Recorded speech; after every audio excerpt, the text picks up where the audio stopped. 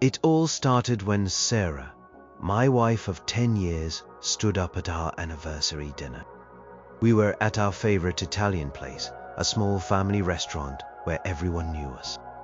Our parents were there, a few close friends, about 15 people in total. The wine was flowing, the laughter was easy, and I felt content. Then Sarah clinked her glass. Everyone quieted down, smiling at her, expecting some sweet, loving toast. She looked at me, her eyes sparkling, but there was something in them I couldn't quite place, a flicker of something cold. She raised her glass, and everyone else followed suit. "To Mark," she began, her voice clear and bright. "My wonderful husband, who truly believes the squirrels are sending him messages." A few people chuckled, a nervous, confused sound. My face burned, my stomach dropped. I tried to laugh it off too, to make it seem like an inside joke, but it wasn't. It was a bizarre, out-of-nowhere comment that made no sense. I had never, ever said anything like that. I didn't believe squirrels sent messages. What was she talking about? Sarah just smiled, a sweet, innocent smile that didn't reach her eyes. She took a sip of her wine. My mom, bless her heart, tried to smooth it over.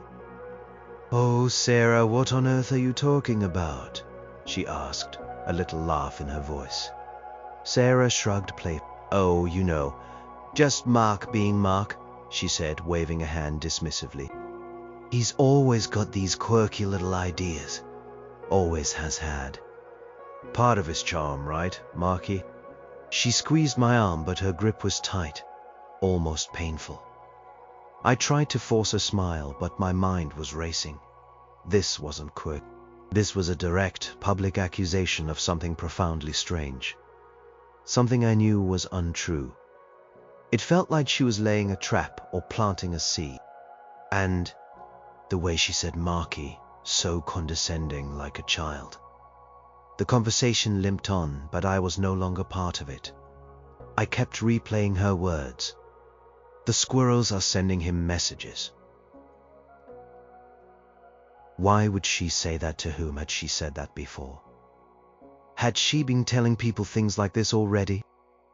Over the next few days, the small, unsettling incident grew in my mind.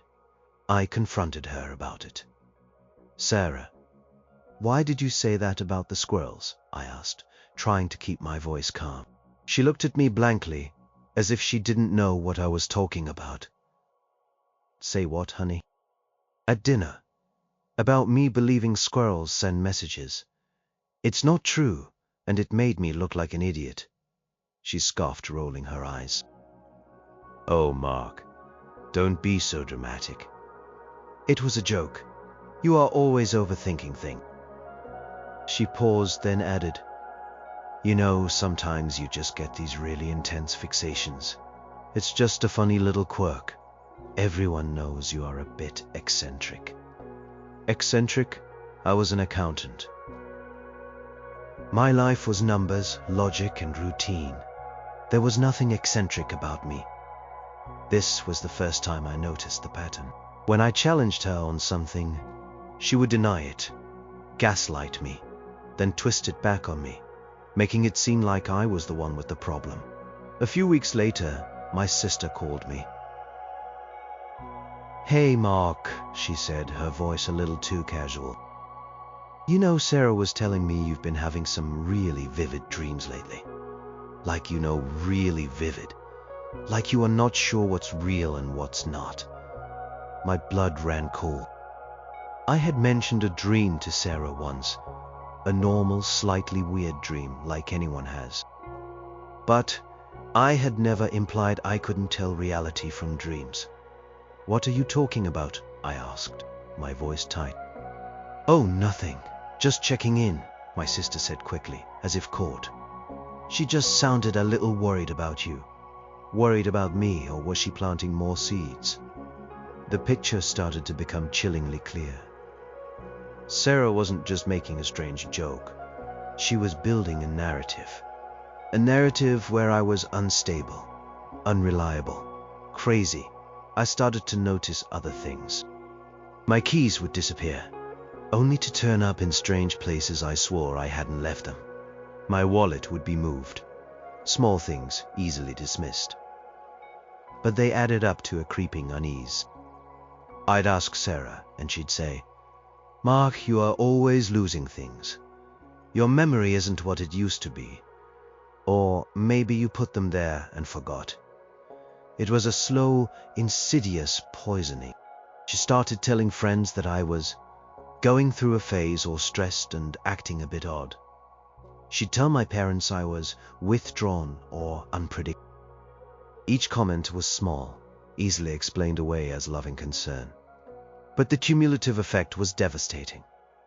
People started looking at me differently. They'd nod slowly when I spoke, a hint of pity in their eyes. Or they'd avoid eye contact altogether. One evening, I found her on the phone, her voice hushed. She quickly hung up when she saw me. "Who was that?" I asked. "Just Melanie from work," she said too quickly. "Something about a project." But I heard a fragment before she hung up. "He's just not himself anymore. I am really worried about his mental state." It hit me then. Hard. She wasn't just making jokes or casual comments. She was actively, deliberately, systematically telling everyone I knew that I was losing my mind. The betrayal was like a physical punch. This wasn't about a bad marriage anymore. This was about something far darker. And I had no idea why she was doing it, or what her end game was. I just knew I was in deep trouble. And the feeling of isolation, even with her right there, was overwhelming. My own wife was my most dangerous enemy, and I was just starting to understand the battlefield she had created around me. The revelation that Sarah was actively campaigning to convince everyone I was crazy hit me like a ton of bricks. The world tilted on its axis. Everything I thought I knew about my life, my marriage, my wife, shattered. I felt an urgent need to understand, to confront her, to make her stop. I tried. "Sarah, you've been telling people I am losing my mind," I said, trying to keep my voice steady. But it trembled with the effort. We were in our living room, the evening news murmuring in the background. A perfectly normal scene for such an abnormal conversation. She folded her arms, her expression a mix of defensiveness and exasperation. "Mark, what on earth are you talking about? I've been worried about you. I've only expressed concern to people who care about you." "Concern? You told my sister I can't tell reality from dreams. You told our friends I am eccentric and unpredictable. You implied I talk to squirrels." My voice rose, the anger finally breaking through. "See?" she said, throwing her hands up. "This is exactly what I mean. You are yelling. You are paranoid. You are twisting things. I am just trying to get you help." Her voice was soft, reasonable, almost patronizing. It was the perfect contrast to my rising panic. "Help? What help? I am not crazy, Sarah." "Are you sure, Mark? You've been so agitated lately. You forget things. You imagine things. Don't you remember me telling you about that weird smell coming from the basement? You swore you couldn't smell it, but it was so strong. And then you accused me of making it up. You know, sometimes people who are unstable don't realize they're unstable." I racked my brain. A weird smell? I had no recollection of that conversation, none at all. Had I forgotten it? Or had she just invented it on the spot to prove a point? My head spun. Constant accusations, the denial, the subtle twisting of reality. It was disorienting. The isolation started quickly. Friends stopped calling. When I tried to reach out, their responses were hesitant, brief. Lunches were cancelled. Coffee dates postponed indefinitely. Family members started giving me that concerned, sympathetic look. as if I were a delicate porcelain doll about to shatter. My mom would call and say, "How are you really doing, honey? Sarah says you've been under a lot of stress." I tried to explain to them. Sarah's saying things that aren't true. She's twisting everything. But they just listened. Their eyes glazed over, already having heard Sarah's version, which was likely much more convincing. She was a master manipulator. She presented herself as the worried, long-suffering wife, bravely trying to cope with her husband's deteriorating mental state. And I, the man in the midst of it, looked frantic, desperate, and yes, perhaps a little unhinged when I tried to counter her calm, measured lies. One day, I came home to find a pamphlet on my pillow. It was for a local therapy group, specializing in anxiety and mood disorders. I looked at Sarah. She was pretending to read a magazine, but I saw her watching me from the corner of her eye. "What's this?" I asked, picking it up. She sighed. "A put-upon sound. Look, Mark, I am at my wit's end. I love you, but I can't keep watching you like this. Maybe talking to someone would help. Just for you to deal with your stress." Her tone was so soft, so seemingly caring. It almost made me doubt myself. Maybe I was stressed. Maybe I was imagining things. Maybe I was just being paranoid. The constant chipping away at my sanity was taking its toll. My sleep suffered. I started pacing. I couldn't focus at work. I was indeed starting to act differently, but it was a direct result of her actions, not some inherent madness. The thought of going to therapy filled me with dread. It felt like admitting defeat, admitting she was right. But then a different thought sparked. Maybe a therapist would see through her. Maybe a professional could tell that I was the victim of gaslighting and emotional abuse, not a crazy person. Maybe a therapist could help me sort out what was real and what was Sarah's twisted reality. It felt like a lifeline, a desperate hope for validation. "Fine," I said, startling myself with the decision. "I'll go." Sarah smiled, a small triumphant curve of her lips. "Good," she said, almost too sweetly. "I think that's for the best, for both of us." I had no idea that agreeing to therapy would become the very weapon she would later use against me in court. I thought I was taking a step towards proving my sanity. Instead, I was stepping into her carefully laid trap, providing her with ammunition she could twist and distort. I made an appointment with Dr. Emily Carter, whose name was listed on the pamphlet. I hoped she would be an ally. I hoped she would be able to help me navigate the psychological maze my wife had constructed around. Little did I know, she would become a pivotal figure in the fight for my entire life, not in the way I expected. I was desperate for an impartial observer, someone who could see clearly, and that desperation led me right into the crosshairs of Sarah's ultimate plan. Stepping into Dr. Carter's office for the first time felt like admitting defeat and grasping at the last thread of hope all at once. The room was calming, muted colors, soft lighting, comfortable chairs. Dr. Carter herself was a middle-aged woman with kind eyes and a gentle voice. She introduced herself, explained confidentiality, and then simply asked, "So, Mark, what brings you here today?" I started slowly, hesitantly. I talked about the recent stress, the feeling of being misunderstood, the growing distance from friends and family. Then a dam broke. I told her about Sarah's comments, the squirrel joke, the accusations of me being eccentric or unpredictable. I told her about the missing keys, the fabricated conversations, the constant gaslighting. "She keeps telling people I am crazy, Dr. Carter," I admitted, my voice breaking. "And she's so calm about it, so convincing, that I start to doubt myself. Am I really losing my mind?" Dr. Carter listened patiently, taking notes. She didn't interrupt. When I finished, she looked at me with those kind eyes.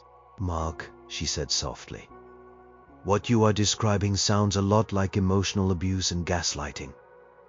It's a tactic used to undermine a person's sense of reality and control." A wave of relief washed over me so strong it almost brought me to my knees. Someone believed me. Someone understood. I wasn't crazy. I wasn't imagining things. There was a name for what was happening to me. Over the next few weeks, I clung to those therapy sessions like a drowning man to a life raft. Dr. Carter helped me understand the dynamics of gaslighting, how it works, how it erodes trust and self-worth. She taught me coping mechanisms, ways to ground myself when Sarah tried to twist reality. She validated my feelings, assuring me that what I was experiencing was a normal reaction to an abnormal situation. I started to feel stronger. I started to trust my own perceptions again. I learned to recognize Sarah's patterns, the way she would deflect, project, and manipulate. I even started to push back, armed with the knowledge Dr. Carter provided. "Sarah, I didn't say that about the dreams," I'd say calmly. "You are misremembering, or perhaps inventing it." She'd glare at me, surprised by my new confidence. "Don't you dare accuse me of lying, Mark," she'd hiss. "You are getting worse. This therapy isn't helping, it's making you more aggressive." But it was helping. It was making me clearer. I felt a glimmer of hope that I could reclaim my life, that I could escape this psychological prison she was building around me. I started to entertain the thought of divorce, something I had previously dismissed as impossible, largely because of her constant erosion of my confidence, and her implied threats that I would lose everything if I ever left her. However, Sarah's campaign against me didn't stop. In fact, it escalated. Now she had a new piece of ammunition. The fact that I was in therapy. "He's seeing a therapist, you know." I overheard her telling a neighbor, her voice dripping with sorrow. "He's really struggling. It's so hard to watch someone you love go through this." She painted a picture of herself as the brave, supportive wife, diligently trying to get her mentally unstable husband the help he needed. It made me look even crazier, because if I wasn't crazy, why was I seeing a therapist? She spun it perfect. My therapy, which was supposed to be my path to proving my sanity, was being used as proof of my instability. She started suggesting solutions that were really ways to control me further. "Maybe you should take some time off work, honey, just to de-stress," she'd say, implying I was incapable of handling my job. "Maybe I should handle all the finances for a while, just until you are feeling better." She knew I was proud of my financial independence. It felt like another move to disempower me. The small, lost items became bigger. My car keys, my phone, important documents. They'd disappear and reappear, sometimes days later.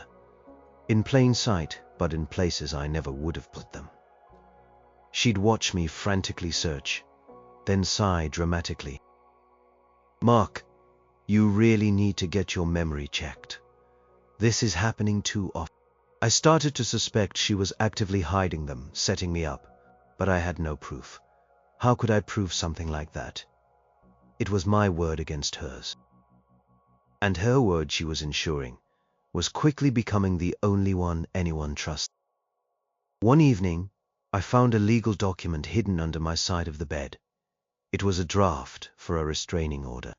It listed my aggressive and unpredictable behavior, my delusions, and even mentioned my increasing paranoia as reasons she feared for her safety. My blood ran cold.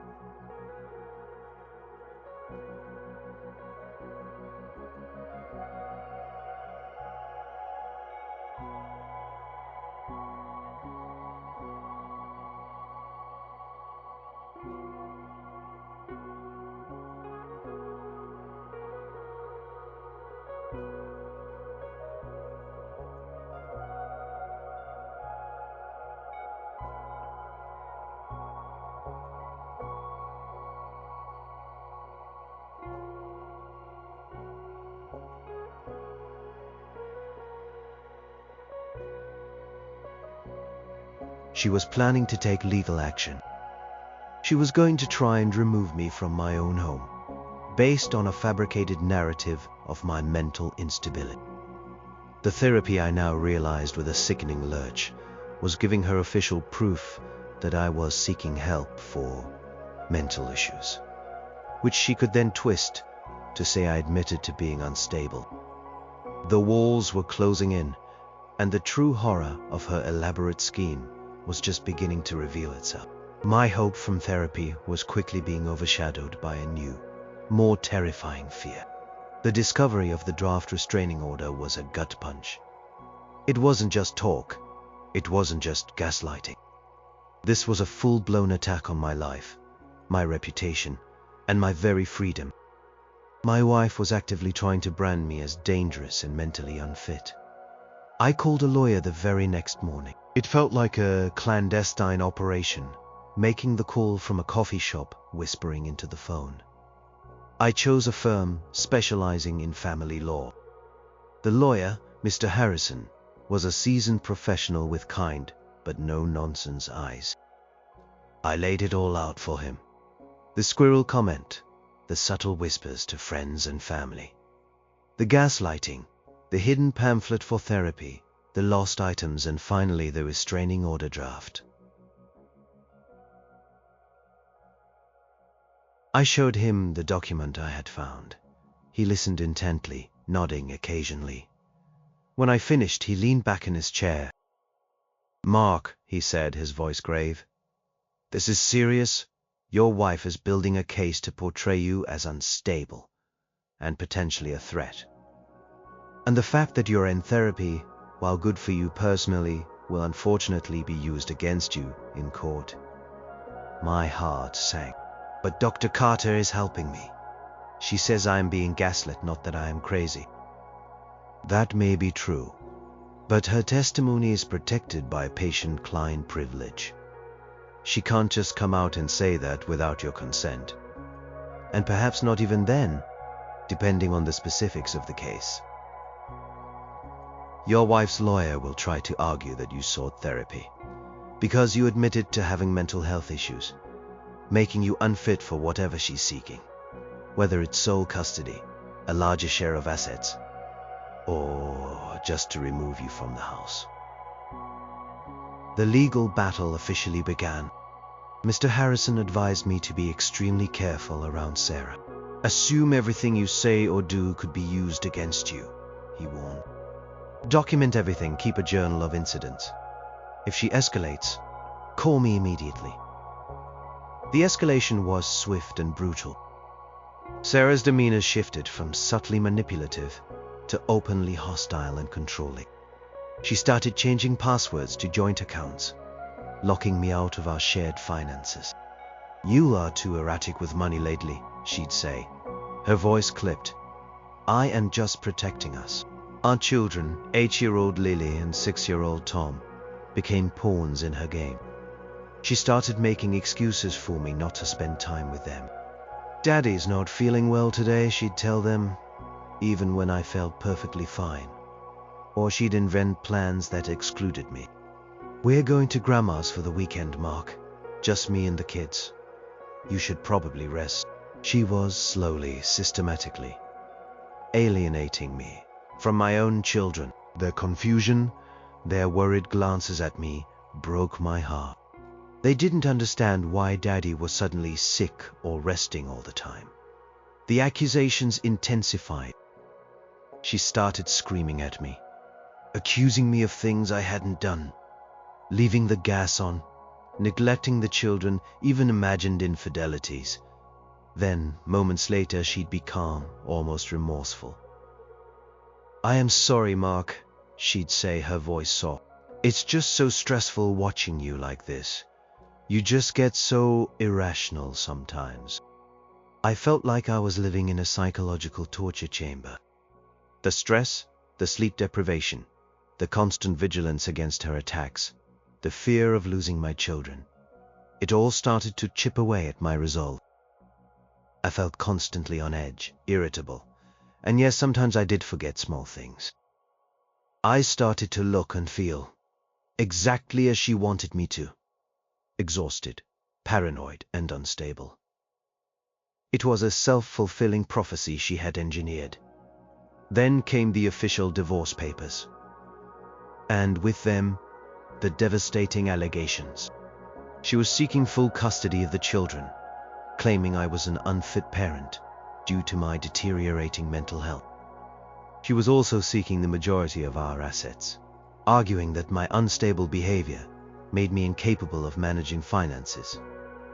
My lawyer read through the documents, his face grim. "They've included a long list of incidents and behaviors," she claims, "demonstrate your instability," he said, pointing to a section. "And she's formally requested access to your therapy records. She'll argue that, because you sought treatment, you waived confidentiality when your mental state is in question, especially regarding the children's safety. She can't do that, can she?" I asked, my voice barely a whisper. The thought of Dr. Carter, who I trusted, being forced to reveal our sessions filled me with dread. It was like she was not only stripping me of my sanity, but also of my last shred of privacy and trust. "It's a contested issue, Mark," Mr. Harrison explained. "But in custody cases, the court often prioritizes the children's well-being above all else. If she can convince the judge that your mental state poses a risk, they might compel your therapist to testify or release records. This is her endgame. To prove you are crazy and to use that to take everything." The weight of it all was crushing. My own wife, the woman I had loved, was systematically destroying me. And now my path to healing, my trusted therapist, was being pulled into her destructive orb. The idea that Dr. Carter, who had been my rock, could be forced to testify against me, to somehow confirm Sarah's lies, was a nightmare I couldn't comprehend. I felt trapped, a rat in a maze with no clear path to escape. The trial loomed, a dark cloud on the horizon, and I knew it would be the fight of my life. The legal battle consumed my life. Every day was a blur of meetings with Mr. Harrison. Gathering documents, trying to remember specific dates and times for incidents. Sarah had twisted into accusations. The divorce papers themselves were a detailed narrative of my supposed decline. She'd listed everything from my fixation on trivial details, my accounting nature, to paranoid delusions. My suspicion that she was hiding things. She even included the squirrel comment, presenting it as evidence of my break from reality. Mr. Harrison was methodical. He explained the discovery phase, where both sides exchange evidence and witness lists. When her lawyer's list arrived, my heart plummeted. Dr. Emily Carter's name was on it, right there next to Sarah's family members and a few concerned friends. "They're definitely going for the mental instability angle," Mr. Harrison stated grimly. "We'll fight the subpoena for Dr. Carter." Patient confidentiality is strong, but if the judge believes your mental health is a direct factor in your ability to parent, they might override it. Prepare yourself. For my therapist, the one person who had validated my sanity, to be called to testify against me. The irony was a bitter taste in my mouth. My own attempt to get better, to understand the abuse I was suffering, was now being weaponized. Sarah, meanwhile, seemed to thrive on the conflict. She became colder, more distant, but also more confident. She'd make passive-aggressive remarks. "Are you seeing your doctor this week, Mark? You look a bit frayed." Or, "I just want what's best for the kids, and they need a stable environment." Each word was a calculated jab, designed to reinforce her narrative and chip away at my self-worth. My children were increasingly withdrawn. Lily, usually so bubbly, had a constant worried frown. Tom, who used to tackle me with hugs, now hesitated, looking to Sarah for permission before approaching me. She had poisoned their minds against me too, gently but relentlessly. "Daddy's not himself," she'd tell them. "He's sick. We have to be extra gentle with him." It was devastating to watch. My mental state, ironically, was deteriorating, precisely because of the stress of the lawsuit and Sarah's relentless campaign. I was sleep-deprived, anxious, and prone to outbursts of frustration. I felt like I was losing my mind, not because I was inherently unstable, but because I was being systematically broken down. I even started to doubt Dr. Carter. Had I said something in therapy that she could twist? Had I revealed too much of my inner turmoil, something that could be taken out of context, to prove I was unfit? My mind raced, replaying every session, every vulnerable confession. Mr. Harrison tried to reassure me. "Dr. Carter is bound by ethics, Mark. She can't just lie, she can't violate confidentiality easily. We'll fight this." But the doubt lingered. The legal system felt like a rigged game, where the person with the most convincing story, not necessarily the truth, won. And Sarah's story was incredibly convincing. We started preparing my test.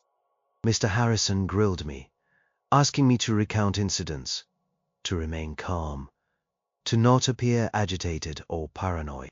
"They'll try to provoke you, Mark.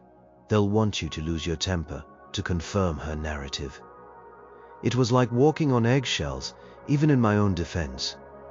The days leading up to the trial were excruciating. I felt a constant knot in my stomach. The house, once our home, felt like a battleground. Sarah moved her things into the guest room, claiming she felt unsafe sharing a bed with me. She even filed a temporary restraining order, alleging a specific incident where I had aggressively confronted her about the finance. It was a lie, a complete fabrication, but the judge granted it, meaning I couldn't be within 100 feet of her. This forced me to move out of my own house, giving her exclusive possession and further cementing her narrative of me being a danger. I had to stay with my parents feeling like a failure, like a child. The pre-trial hearings were brief and tense. My lawyer argued vehemently against allowing Dr. Carter to testify. Sarah's lawyer argued just as vehemently that my mental state was paramount to the children's safety, and therefore my records and Dr. Carter's testimony were crucial. The judge, a stern-faced woman who seemed utterly unswayed by emotion, listened to both sides. She reserved her judgment on the therapist's testimony, stating she would make a decision once the trial was underway and the evidence unfolded. This was a partial victory, a delay, but the threat still loomed large. My only hope was that Dr. Carter would somehow uphold her ethical duties. But how? What if she was forced to choose between breaking client confidentiality and facing contempt of court? The thought made me sick. I knew therapists were supposed to protect their clients, but Sarah had spun such a web of deceit, presenting me as a danger. What if Dr. Carter, under pressure, simply confirmed that I had indeed expressed paranoid thoughts, without clarifying that those thoughts were a reaction to Sarah's abuse? It was a terrifying prospect. Trial was about to begin, and I felt utterly exposed and vulnerable. I was fighting for my sanity, my children, and my very identity, and the odds felt stacked against me. The trial was set to begin. Each morning, I would wake up with a jolt of anxiety, the weight of the day pressing down on me. Staying at my parents' house felt infantilizing, a constant reminder of how much my life had unraveled. My mom tried to be supportive, cooking my favorite meals, but I could still see the worry in her eyes, the lingering doubt Sarah had planted. My dad was more stoic, quietly offering his unwavering presence, which was a comfort. My lawyer, Mr. Harrison, had prepared me as best he could. We went over my testimony countless times. Stay calm, Mark. Answer directly. Do not get emotional. Do not accuse her in court. Let us do the accusing through evidence. He drilled it into me. They will try to provoke you. Sarah's lawyer will highlight any sign of agitation as proof of her claims. The hardest part of the preparation was the internal battle. Sarah's constant gaslighting, the relentless accusations, the isolation. It had worn me down. There were moments late at night when I would lie awake, staring at the ceiling, and actually wonder, am I crazy? Have I truly deluded myself? Is she right?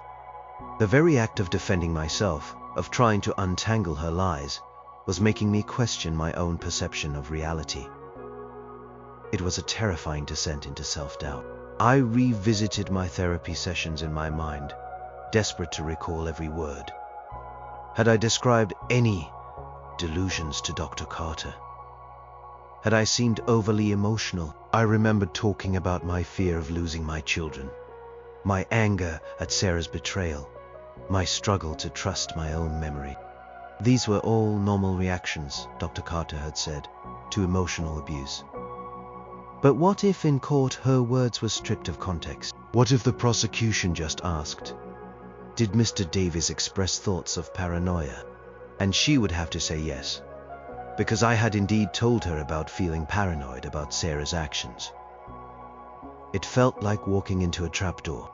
Mr. Harrison explained the nuances of attorney-client privilege versus patient-therapist privilege. They're very strong protections, Mark. But in cases where a person's mental state directly impacts the safety or well-being of others, particularly children, a judge can order a therapist to testify, or at least provide an assessment based on their observations. The key is how they phrase their questions and how she answers, without revealing specific confidential communication. He told me Dr. Carter had resisted the subpoena, and her own lawyer was fighting it, citing patient-therapist confidentiality. This gave me a sliver of hope. She was fighting for me, even if indirectly. But the judge was holding firm on the possibility, saying it might become necessary. Sarah's lawyer also tried to dig into my financial history, portraying my careful, analytical approach to money as obsessive or controlling. My accounting background, which had always been a source of stability, was now being spun as a symptom of a disorder. Every aspect of my life was under a microscope, twisted into something sinister.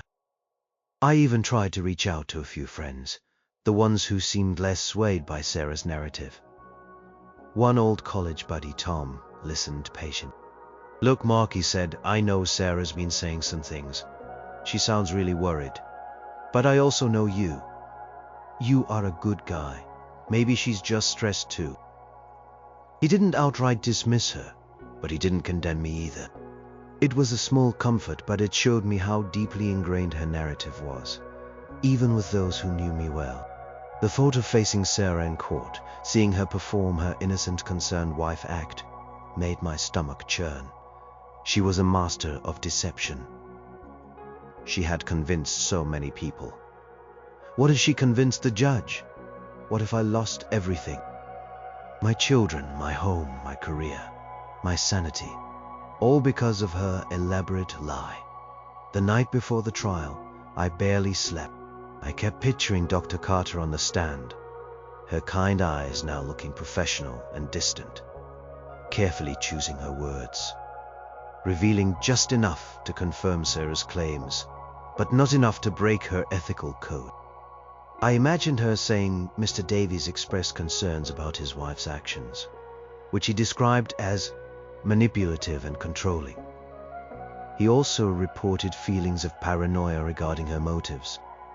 This, to an untrained ear, might sound like I was paranoid.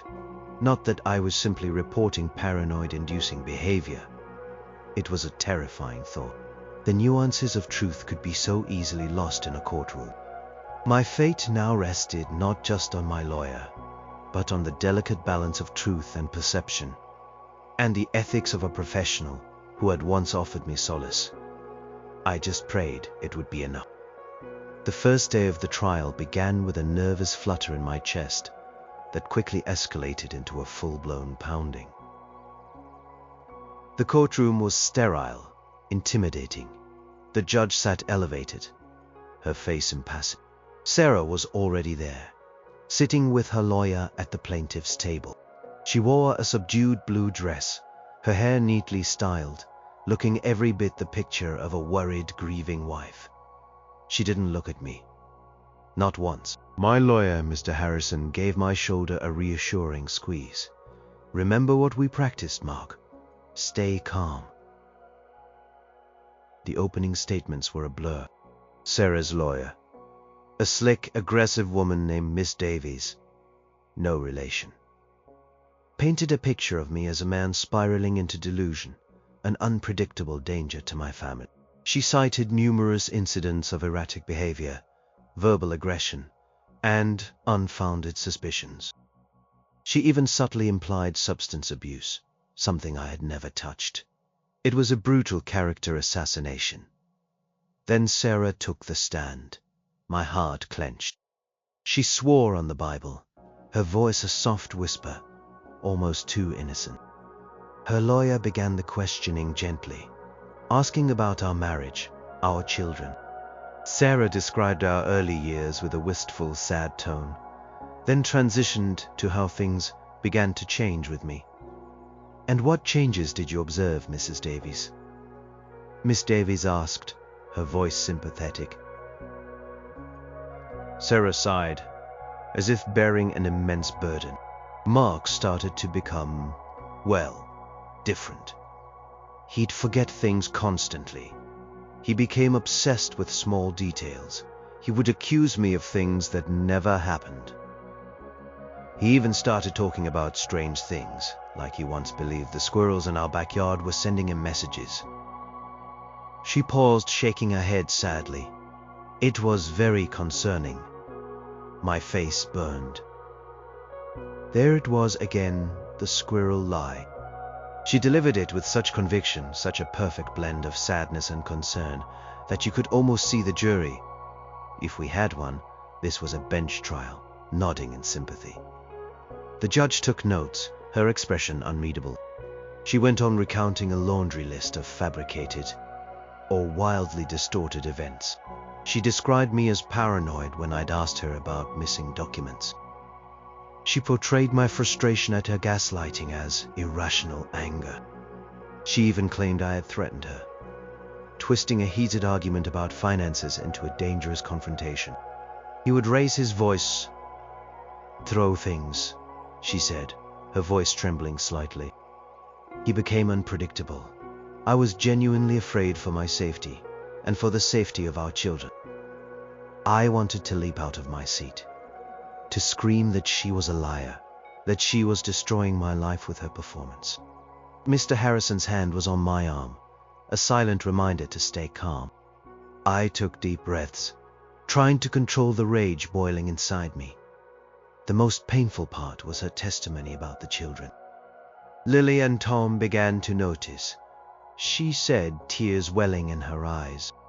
They would ask me, "Mommy, why is Daddy so angry?" Or, "Why is Daddy always sad?" It broke my heart to see them scared of their own father. It was a complete fabrication. My children were confused, not scared. They were confused because she had told them I was sick, not because I was acting erratic. Mr. Harrison cross-examined her, trying to poke holes in her story. He asked about specific dates, specific details, attempting to show inconsistencies. Sarah, however, was a master at deflection. She'd claim her memory was hazy due to the trauma, or that she was just so worried for Mark at the time. She maintained her composure, her victim facade firmly in place. Her tears seemed genuine to anyone who didn't know her true nature. I felt like I was watching my life unravel in front of me, piece by agonizing piece. She was presenting a version of me that was utterly unrecognizable. A monster. And she was doing it with such believable sorrow that it was almost impossible to counter. The judge's poker face offered no clues, but the weight of Sarah's narrative felt heavy in the air. The court was seeing me through her eyes. Crazy, unpredictable, dangerous. And I knew the next major step would be the decision on Dr. Carter's testimony. If my therapist testified against me, it felt like the final nail in my coffin. I was bracing myself for that inevitable betrayal, the moment my last source of validation would be used to condemn me. The day Dr. Emily Carter was scheduled to testify felt like Judgment Day. My stomach was a knot of dread. I had barely slept, replaying scenarios in my head, imagining the worst. Mr. Harrison had fought hard to prevent her from being called, arguing patient-therapist privilege, but the judge had ruled that given the allegations of my mental instability and its potential impact on the children's well-being, Dr. Carter's testimony was relevant. She would be allowed to speak, but with strict limitations on what could be disclosed, focusing on observations related to my mental state and fitness for parenting, not specific therapy content. Dr. Carter walked into the courtroom, looking professional and calm. She acknowledged me with a brief, almost imperceptible nod, but her expression remained neutral. She took the stand, her voice clear as she stated her name and qualifications. My heart pounded against my ribs. Sarah's lawyer, Miss Davies, began her questioning. Dr. Carter, you are the treating therapist for Mark Davies, is that correct? Yes, that's correct. And Mr. Davies sought your services for issues related to his mental health, correct? Dr. Carter paused, then answered carefully. Mr. Davies initiated therapy, seeking support for significant personal distress he was experiencing. And during the course of your sessions, did Mr. Davies express thoughts of paranoia or distrust? My breath hitched. This was it. The moment of betrayal. Dr. Carter looked directly at Miss Davies, her gaze steady. Mr. Davies reported experiencing feelings of extreme distrust and paranoia, which he attributed to specific actions and behaviors of his spouse, Mrs. Davies. A wave of cold washed over me. She said it. She said I reported paranoia. Even with the qualification, it still sounded like an admission of a mental health issue. Sarah's lawyer smirked slightly. And did Mr. Davies present with any other symptoms that indicated a struggle with reality or a departure from his usual baseline? Miss Davies pressed, pushing for a stronger confirmation of my instability. Dr. Carter considered her word.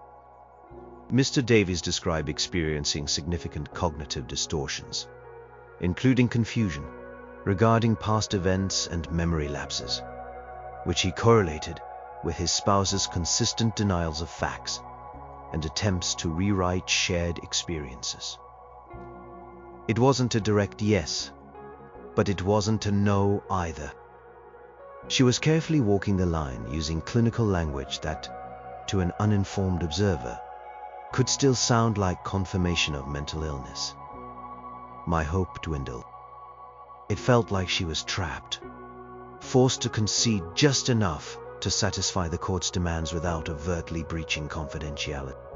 Miss Davies continued to lead Dr. Carter, trying to elicit responses that would firmly establish my insanity.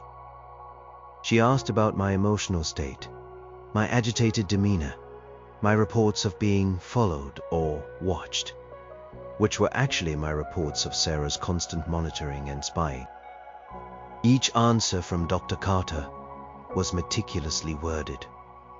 always attributing my symptoms to reports of Sarah's behavior rather than intrinsic mental illness.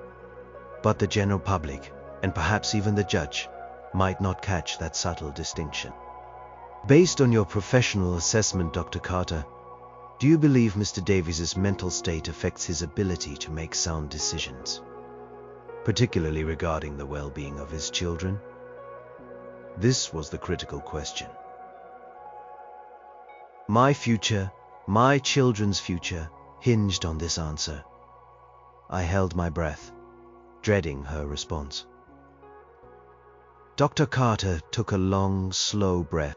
In my professional opinion, she began, Mr. Davies presented with symptoms consistent with a person experiencing prolonged emotional abuse and gaslighting. These symptoms, such as anxiety, self-doubt, and feelings of paranoia, are natural and expected responses to such a sustained environment. While these symptoms can indeed impair judgment and functioning, they are not indicative of an inherent, unmanageable mental illness. Rather, they are a direct result of the specific interpersonal dynamics Mr. Davies described within his marriage. A hush fell over the courtroom. Sarah's lawyer's smug expression vanished, replaced by a look of disbelief. My lawyer, Mr. Harrison, gave a barely perceptible nod. Dr. Carter hadn't betrayed me. She had, in the most ethical and professional way possible, turned Sarah's own weapon against her. She didn't say I was sane. She said my craziness was a reaction to Sarah's abuse. It was a subtle, brilliant maneuver. The shock in the courtroom was palpable, and for the first time, I felt a flicker of hope, a tiny spark in the crushing darkness. The narrative was shifting, and the truth, for a brief moment, had a chance to surface. The silence in the courtroom after Dr. Carter's last statement stretched, thick and heavy. Sarah's lawyer, Miss Davies, looked utterly blindsided. Her perfectly composed face finally cracked, a flicker of genuine shock crossing her features. The judge, still impassive, simply watched, her pen poised over her notepad. Miss Davies quickly recovered, her voice sharp with irritation. Dr. Carter, are you suggesting that Mr. Davies's documented paranoia and distress are not in fact signs of an underlying mental health condition? Dr. Carter maintained her calm, professional demeanor. I am stating that the symptoms Mr. Davies presented with, including what he described as paranoia, regarding his spouse's actions, are consistent with the psychological effects of gaslighting and emotional manipulation. These are not typically symptoms of a primary psychotic disorder, but rather trauma responses.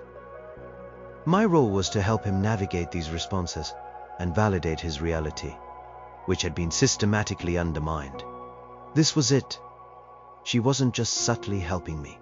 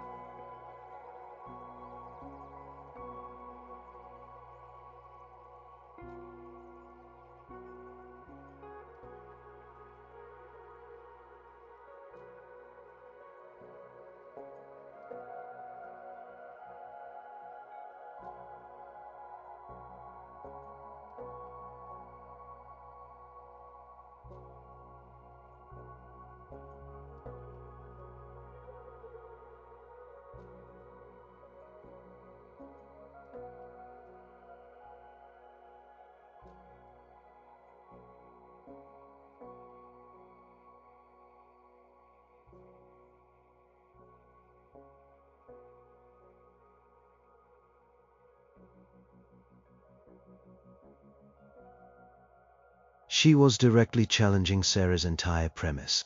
My craziness wasn't a flaw in me, but a consequence of Sarah's actions. Mr. Harrison, my lawyer, rose for his cross-examination. He knew exactly what to do. Dr. Carter, he began, his voice clear and deliberate. During your sessions, did Mr. Davies describe specific instances where his wife, Sarah Davies, attempted to undermine his perception of reality? Yes, he did, Dr. Carter replied. And did he provide examples of Mrs. Davies denying past conversations, moving objects to create confusion, or fabricating incidents that never occurred? Yes, those were among the behaviors he described. Did Mr. Davies also report that Mrs. Davies was consistently telling friends and family members that he was experiencing mental health issues? Yes, he did. He expressed significant distress and isolation as a result of these reports. And in your professional opinion, would a person who is subjected to such consistent gaslighting and emotional abuse naturally develop feelings of anxiety, confusion, and even a sense of paranoia? Absolutely, Dr. Carter confirmed, her voice firm.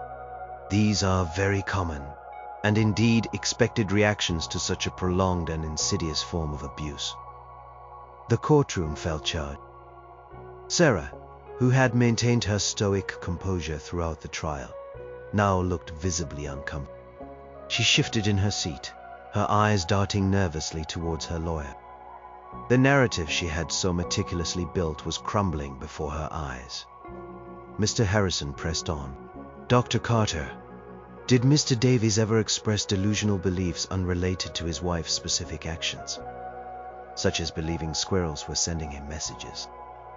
Dr. Carter paused, then said, Mr. Davies mentioned his wife's public comment about squirrels during our first session. He expressed extreme confusion and distress over it, as it was a complete fabrication on her part. He did not at any point express a personal belief that squirrels were sending him messages. That was the nail in the coffin for Sarah's infamous squirrel lie, the ultimate proof that she had simply invented it. A gasp rippled through the gallery. Mr. Harrison delivered the final blow. So in essence, Dr. Carter, Mr. Davies sought therapy because he was experiencing symptoms of emotional trauma induced by his wife's behavior, not because he suffered from an inherent mental illness that made him unfit to parent. That is correct, Dr. Carter stated, her voice unwavering. His symptoms were a response to external stresses, not an internal pathology. And throughout our sessions, he consistently demonstrated a genuine concern for his children's well-being and a clear desire to understand and mitigate the impact of his stressful home environment. When Dr. Carter stepped down from the stand, she looked at me again, and this time her nod was one of quiet triumph and reassurance. She had done it. She had honored her ethical obligations while simultaneously exposing the truth. She had turned the tide. The rest of the trial moved quickly after that. Miss Davies's case, built almost entirely on my supposed mental instability, fell apart. With Dr. Carter's testimony, Sarah's accusations now sounded like desperate attempts to justify her own manipulative behavior. The judge, who had seemed so impassive, now looked at Sarah with a new, colder gaze. The victim had been exposed as the abuser. The emotional weight that had been crushing me for months began to lift. Slowly, agonizingly, but it was lifting. My sanity, my children, my life, they were no longer completely out of reach. The final ruling came a week later. The judge, in her quiet, deliberate voice, summarized the finding. She acknowledged the wife's allegations of mental instability, but then referenced Dr. Carter's testimony directly. She stated that the court found insufficient evidence to support the claim that Mark Davies suffered from an inherent mental illness that would render him an unfit parent. Instead, she noted, the evidence suggested that his distress and symptoms were a reaction to the highly stressful and, at times, manipulative environment within the marital home. Sarah was granted the divorce, but her claims for full custody and the majority of assets were denied. The judge ruled for joint custody, with a detailed visitation schedule designed to ensure both parents had ample, uninterrupted time with the children. The assets were to be divided fairly, as per standard marital law, with no special consideration for Sarah's claims of my financial incompetence. Temporary restraining order that had forced me out of my home was immediately lifted. It wasn't a full victory. I was still divorced. My marriage was over. My family was fractured. But it wasn't the utter annihilation Sarah had planned. My name was cleared. My sanity was affirmed. And most importantly, I would have my children. Walking out of that courtroom, I felt a strange mix of relief and emptiness. The weight of the world had lifted, but the scars remained. The betrayal, the gaslighting, the emotional abuse. They had left deep wounds. I had lost years of my life to her insidious campaign. I had lost friends who believed her lies. My children had been caught in the crossfire. Mr. Harrison shook my hand. "We did it, Mark. Dr. Carter's testimony was a game changer. She was incredibly ethical and incredibly effective." I went to see Dr. Carter a few days later, not as a patient, but to thank her. "You saved me," I told her, my voice thick with emotion. "You saw through it all." She smiled gently. "Mark, you saved yourself. You had the courage to seek help, to trust your own instincts and to fight for your truth. I just helped you articulate it. My duty is to my patient, and the truth, in this case, served you well." She also mentioned she would be reporting Sarah's lawyer for ethical violations in attempting to misuse her testimony. Rebuilding my life was slow. I moved back into my house, which felt foreign and tainted by Sarah's presence. Every corner held a memory of her lies, her manipulations. But slowly, with each day, I started to reclaim it. I focused on my children. Lily and Tom were initially confused, but with consistency and my unwavering presence, they started to come around. I explained, as gently as I could, that Mommy and Daddy had problems communicating, and that sometimes Mommy had said things that weren't true because she was very stressed. I never badmouthed Sarah, simply clarified the truth of my character, allowing them to see for themselves. I started reaching out to the friends who had distanced themselves. Some were genuinely apologetic, having realized they were swayed by Sarah's narrative. Others remained aloof. I learned to let go of those who couldn't see past her lies. My family, especially my parents and sister, became my staunch allies once again. They saw the relief in my eyes, the gradual return of the old Mark. Therapy continued, but now it was truly about healing, about processing the trauma, rebuilding my self-esteem, and learning to trust again. I learned about the red flags of manipulative behavior, how to set boundaries, how to protect myself emotionally. The word crazy had haunted me for so long, but now I understood it was a weapon, not a diagnosis. Sarah had tried to define me by it, to diminish me, to make me doubt my own mind. But in the end, her weapon had backfired, exposing her own cruel calculations. The experience had been heartbreaking, losing a decade of my life to a deceitful marriage, losing the innocent belief in unconditional love. But it had also been a profound lesson. I had learned the true meaning of resilience. I had learned to trust my own perception, even when everyone else was telling me I was wrong. And I had learned that sometimes the greatest betrayals lead to the clearest truths. I was no longer the man who believed squirrels sent messages, or rather, the man my wife had painted as such.